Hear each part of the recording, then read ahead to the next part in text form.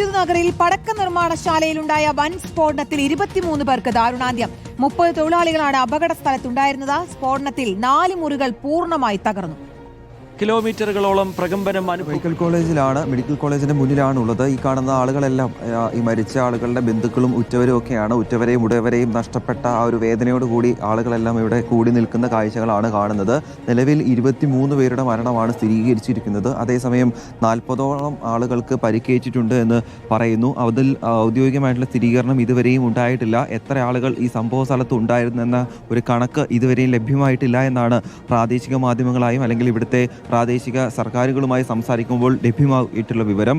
ഇന്നിപ്പോൾ നാളെ രാവിലെ 10 മണിക്കാണ് പോസ്റ്റ്മോർട്ടം നടപടികൾ ആരംഭിക്കുക. അതുവരെ മരിച്ചവരുടെ മൃതദേഹങ്ങൾ ഈ കാണുന്ന വിരുദനഗറിലെ മെഡിക്കൽ കോളേജിൽ സൂക്ഷിക്കും എന്നുള്ളതാണ് അറിയിച്ചിട്ടുള്ളത്. ഈ 40 പേരിൽ ഭൂരിഭാഗം ആളുകൾക്കും ഗുരുതരമായി തന്നെ പരിക്കേൽക്കുകയും ചെയ്തിട്ടുണ്ട്. അതുകൂടാതെ മരിച്ച പല ആളുകളെയും തിരിച്ചറിയാനാകാത്ത വിധം ആയിട്ടുണ്ട് എന്നതാണ് അറിയിക്കുന്നത്. പല ആളുകളെയും കാണാനില്ല എന്ന പരാതിയും ഒക്കെ ഇരിക്കുന്ന ആളുകൾ ഉന്നയിക്കുകയും ചെയ്യുന്നുണ്ട്. അപ്പോൾ ഒരു ഹെൽപ്പ് ഡെസ്ക് കൂടി ആരംഭിച്ചിട്ടുണ്ട്. അവിടെ എത്തിയ ശേഷം ഈ ആളുകളുടെ വിവരങ്ങൾ അറിയാം എന്നുള്ളതാണ് പറയുകയും ചെയ്യുന്നത്. എന്താണെങ്കിലും ഒരു വലിയ ദുഃഖകരമായിട്ടുള്ള സാഹചര്യത്തിലേക്ക് കാര്യങ്ങൾ പോയിട്ടുണ്ട് എന്നാണ് മനസ്സിലാക്കുന്നത്. ഉച്ചയ്ക്ക് ശേഷമായിരുന്നു ഇവിടെ ഈ അപകടം നടക്കുന്നത്. ആ അപകടത്തിലാണ് ഇപ്പോൾ 23 ആളുകൾക്ക് ജീവൻ നഷ്ടപ്പെട്ടിരിക്കുന്നത്. ഇവിടെ ഈ പടക്കം നിർമ്മാണം, ഈ സംഭവ സ്ഥലം എന്ന് പറയുന്നത് പടക്കം നിർമ്മിക്കുന്ന സ്ഥലം കൂടിയാണ്. ദീപാവലിക്ക് വേണ്ടി പടക്കം നിർമ്മിക്കുന്ന ഒരു സ്ഥലം കൂടിയായിരുന്നു. ഇവർ പറയുന്ന അനുസരിച്ച് ഈ ദീപാവലി സീസണിൽ 3.5 കോടിയോളം രൂപയുടെ കച്ചവടം അവിടെ മാത്രം നടക്കുന്നുണ്ടായിരുന്നു. അപ്പോൾ വലിയ രീതിയിൽ പടക്കം അവിടെ നിർമ്മിച്ചിരുന്നു എന്നാണ് മനസ്സിലാക്കുന്നത്. അപ്പോൾ എന്താണ് ഈ അപകടത്തിന്റെ കാരണം എന്നതാണ് ഇനി അറിയേണ്ടത്. പോലീസുമായി സംസാരിക്കുമ്പോൾ പോലീസ് പറയുന്നത് 4 സംഘങ്ങളെ ഈ അന്വേഷണത്തിന് വേണ്ടി നിയോഗിച്ചിട്ടുണ്ട്. പോലീസ് 4 വിഭാഗങ്ങളായി തിരിഞ്ഞുകൊണ്ട് അന്വേഷണം നടത്തിക്കൊണ്ടിരിക്കുകയാണ്. കുറ്റക്കാർക്കെതിരെ ശക്തമായ നടപടി സ്വീകരിക്കും എന്നുള്ളതാണ് അവർ പറയുകയും ചെയ്യുന്നത്. നമുക്ക് ചില ആളുകളുടെ പ്രതികരണത്തിലേക്ക് പോകാം. അവർ സംസാരിക്കുമെന്ന് അറിയാം. അക്ക, എന്താണ് അങ്ക സംഭവിച്ചതെന്ന് അറിയാം? എന്താ സംഭവിച്ചേ? ஃபயர் ஹவுஸ் வெடிச்சிருச்சு. ஃபயர் ஹவுஸ் வெடிச்சல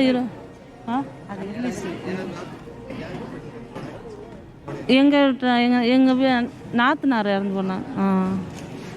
நாத்தனார் எங்கள் வீட்டுக்காரோட அத்தை, நிறையா பேர் எங்கள் ரிலேட்டிவ் நிறையா பேர்.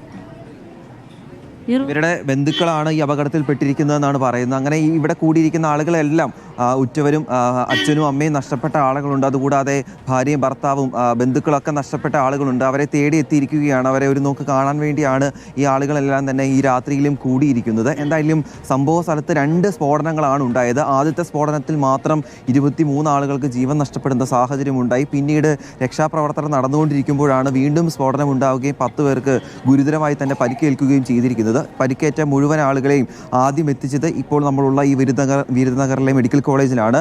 അതിനുശേഷം വിദഗ്ധ ചികിത്സ ആവശ്യമുള്ള കുറച്ച് ആളുകളെ മധുര മെഡിക്കൽ കോളേജിലേക്ക് മാറ്റിയിട്ടുണ്ട്. എന്തായാലും ഭൂരിഭാഗം ആളുകളും ഇവിടെ തന്നെയാണ് ഉള്ളതെന്നാണ് മനസ്സിലാക്കുന്നത്.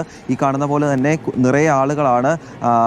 പരിക്കേറ്റ ആളുകളുടെ ബന്ധുക്കളുണ്ട്, മരിച്ച ആളുകളുടെ ബന്ധുക്കളുണ്ട്. ഇനിയിപ്പോൾ ഈ പോസ്റ്റ്മോർട്ടം നടപടികളെല്ലാം പൂർത്തിയാക്കിയ ശേഷമായിരിക്കും ഇവർ ഈ മൃതദേഹവുമായി ഇവിടെ നിന്ന് മടങ്ങുകയും ചെയ്യുക. ഇന്ന് വൈകിട്ടോടുകൂടി തമിഴ്നാട് സർക്കാരിൻ്റെ ഭാഗമായിട്ട് റവന്യൂ മന്ത്രി ഉൾപ്പെടെയുള്ള മന്ത്രിമാർ സംഭവ സ്ഥലം സന്ദർശിക്കുകയും ഈ ആശുപത്രിയിലെത്തി ബന്ധുക്കളുമായി സംസാരിക്കുകയും ചെയ്തിരുന്നു.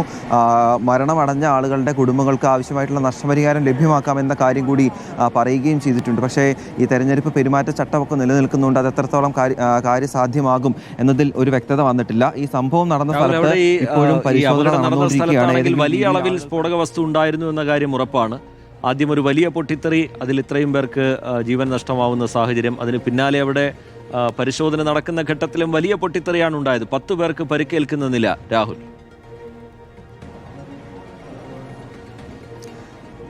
അതായത് വലിയ രീതിയിൽ പടക്കം അവിടെ നിർമ്മിച്ചുകൊണ്ടിരുന്നു. അപ്പോൾ അതിന് വേണ്ടിയിട്ടുള്ള ഈ കരിമരുന്ന് ഉൾപ്പെടെ അവിടെ സൂക്ഷിച്ചിരുന്നു എന്നാണ് പറയുന്നത്. ഈ പടക്കം നിർമ്മിച്ചുകൊണ്ടിരിക്കുന്നതിൻ്റെ സമയത്ത് ഈ കൂട്ടിവെച്ചിരുന്ന കരിമരുന്ന് ശേഖരത്തിന് തീ പിടിക്കുകയായിരുന്നു എന്നുള്ളതാണ് ഇവിടെയുള്ള ആളുകളുമായി സംസാരിക്കുമ്പോൾ പറയുന്നത്. അത് വലിയ സ്ഫോടനത്തോടുകൂടി പൊട്ടിത്തെറിക്കുകയായിരുന്നു.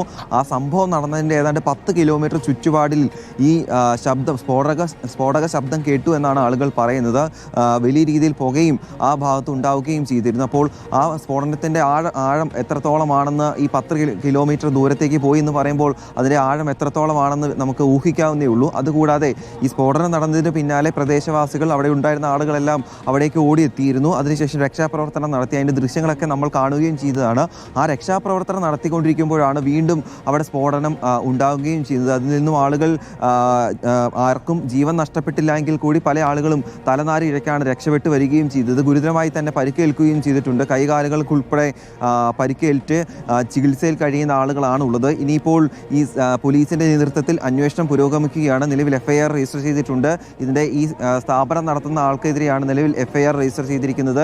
ആവശ്യമായിട്ടുള്ള സുരക്ഷാ മാനദണ്ഡങ്ങൾ അവിടെ പാലിച്ചിട്ടില്ല എന്നാണ് അല്പസമയം മുമ്പ് ഇവിടുത്തെ SP മാധ്യമങ്ങളെ കണ്ടപ്പോൾ പറയുകയും ചെയ്തത്. അവർക്കെതിരെ കൃത്യമായ നടപടി, അറസ്റ്റ് ഉൾപ്പെടെയുള്ള നടപടികൾ സ്വീകരിക്കും എന്നുള്ള കാര്യം ഇതിനോടകം തന്നെ ജില്ലാ ഭരണകൂടവും പോലീസും വ്യക്തമാക്കുകയും ചെയ്തിട്ടുണ്ട്. വിരുദനഗർ SP-യും വിരുദനഗർ കളക്ടറും ഇവിടെ എത്തി ആളുകളുമായി സംസാരിക്കുകയും പരിക്കേറ്റ ആളുകളുമായി നേരിട്ട് സംസാരിക്കുകയും ചെയ്തിട്ടുണ്ട്. അപ്പോൾ അവരിൽ നിന്നും എങ്ങനെയാണ് അപകടം നടന്നത് എന്ന് പോലീസ് ചോദിച്ചറിയുകയും ചെയ്തിട്ടുണ്ട്. അതിൻ്റെ അടിസ്ഥാനത്തിൽ തന്നെയാണ് നിലവിൽ FIR രജിസ്റ്റർ ചെയ്യുകയും ചെയ്തിരിക്കുന്നത്. ഈ പ്രദേശങ്ങളെല്ലാം തന്നെ ഈ പടക്കം നിർമ്മിക്കുന്ന ചെറിയ ചെറിയ ശാലകളുള്ള മേഖലയാണെന്നാണ് പറയുന്നത്.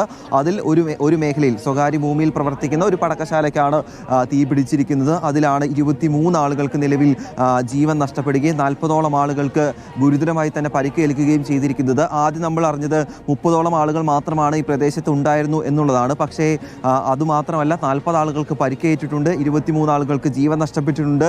അതുകൂടാതെ പ്രാദേശികമായി ചെറിയ ചെറിയ ആശുപത്രിയിൽ കൂടുതൽ ആളുകൾ ചെറിയ രീതിയിൽ പരിക്കേറ്റ് ചികിത്സ തേടിയിട്ടുണ്ടെന്ന വിവരങ്ങൾ കൂടി ഈ ഘട്ടത്തിൽ പുറത്തു വരികയും ചെയ്തിട്ടുണ്ട്. അതുകൂടാതെ ഈ പടക്കം വാങ്ങാൻ വേണ്ടിയിട്ടൊക്കെ അവിടേക്ക് എത്തുകയും ചെയ്തിരുന്നു. ഇന്നിപ്പോൾ അക്ഷയ തൃതീയയാണ്. തമിഴ്നാട്ടിലെ ആളുകൾ ഏറ്റവും കൂടുതൽ അവർ ആചരിക്കുന്ന ഒരു ദിനം കൂടിയാണ് അക്ഷയ തൃതീയ എന്ന് പറയുന്നത്. അപ്പോൾ ഐശ്വര്യത്തിൻ്റെ ഒരു ദിനം ആണെന്നാണ് അവർ പറയുന്നത്. അങ്ങനെ ഐശ്വര്യത്തിൻ്റെ ഒരു ദിനത്തിലാണ് ആശങ്കയുടെ വലിയൊരു സ്ഫോടനം തന്നെ ഉണ്ടാവുകയും അതിൽ 23 ആളുകൾക്ക് ജീവൻ നഷ്ടപ്പെടുകയും ചെയ്തിരിക്കുന്നത്. അതിൻ്റെ ഞെട്ടലിൽ തന്നെയാണ് ആളുകൾ ഇപ്പോഴും ഉള്ളത്. നമുക്ക് ഈ ദൃശ്യങ്ങൾ കാണാം. ഈ മരിച്ച ആളുകളുടെയും പരിക്കേറ്റ ആളുകളുടെയും ബന്ധുക്കൾ ഉൾപ്പെടെ ഇവിടേക്ക് എത്തുകയും ചെയ്തിട്ടുണ്ട്. നാളെ രാവിലെ 10 മണിക്കായിരിക്കും പോസ്റ്റ്മോർട്ടം നടപടികൾ ആരംഭിക്കുക. അതിനുശേഷം മെഡിക്കൽ കോളേജ് ആയതുകൊണ്ട് വളരെ വേഗത്തിൽ പോസ്റ്റ്മോർട്ടം നടപടികൾ പൂർത്തിയാക്കി മൃതദേഹം ബന്ധുക്കൾക്ക് വിട്ടു നൽകും എന്നുള്ളതാണ് അറിയിച്ചിരിക്കുന്നത്.